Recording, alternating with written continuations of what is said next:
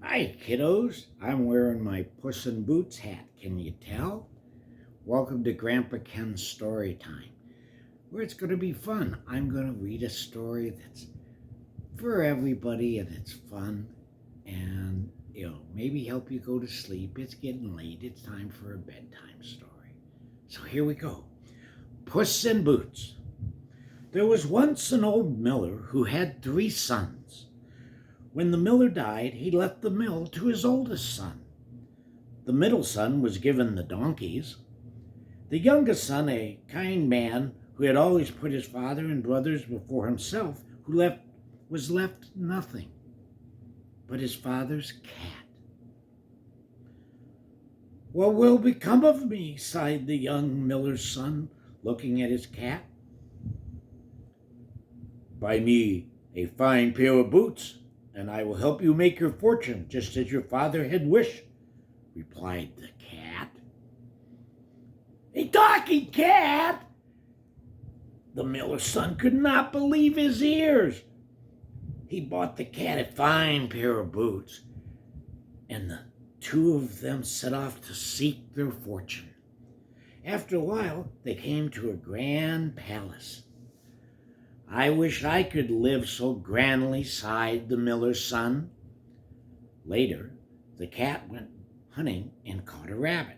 He put it in a sack and took it to the king. "A gift from my master, the Marquis of de Carabas," said the cat, pretending the miller's son was a grand nobleman. "Now the king will want to know all about you," laughed the cat when he told his master what he had done.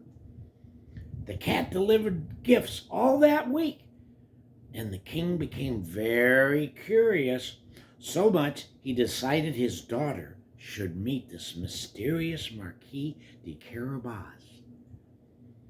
The clever cat rushed back to his master, telling him to take off all his clothes and stand in the river by the side of the road. The puzzled miller's son did as he was told, and the cat quickly had his master's tattered clothes behind a rock. When the cat heard the king's carriage coming, he jumped out onto the road. "Your Majesty, your Majesty!" cried the cat. "My master's clothes were stolen while he was bathing in the river." The king gave the miller's son a suit of fine clothes to wear and invited him into the cottage. The miller's son looked very handsome in his new suit, and the king's daughter fell in love with him at once. Meanwhile, the cat quickly ran on ahead. Every time he met people working in the fields, he told them, "If the king stops to ask who owns this land, you must tell him it belongs to the Marquis de Carabas." Beyond the fields, the cat reached a grand castle belonging to a fierce ogre. The cat bravely knocked on the door and called out, "I've heard that you are a very clever ogre, and I would like to see what tricks you can do." The ogre, who liked to show off his tricks, immediately changed himself into a snarling lion. "Roar!" "Very clever," said the cat, "but a lion is large, and I think it would be more impressive to change into a tiny mouse." At once the ogre changed into a little mouse, and the cat pounced on him and ate him up. Then the cat went into the castle. He told all the servants that their new master was the Marquis de Carabas, and that the king was coming to visit them. When the king arrived at the castle, the cat purred, "Your Majesty, welcome to the home of Marquis of de Carabas." The cunning cat told his master to ask the king for his daughter's hand in marriage. And that's what he did. The king, impressed by the nobleman's wealth, agreed, and soon the Marquis de Carabas and the princess were married.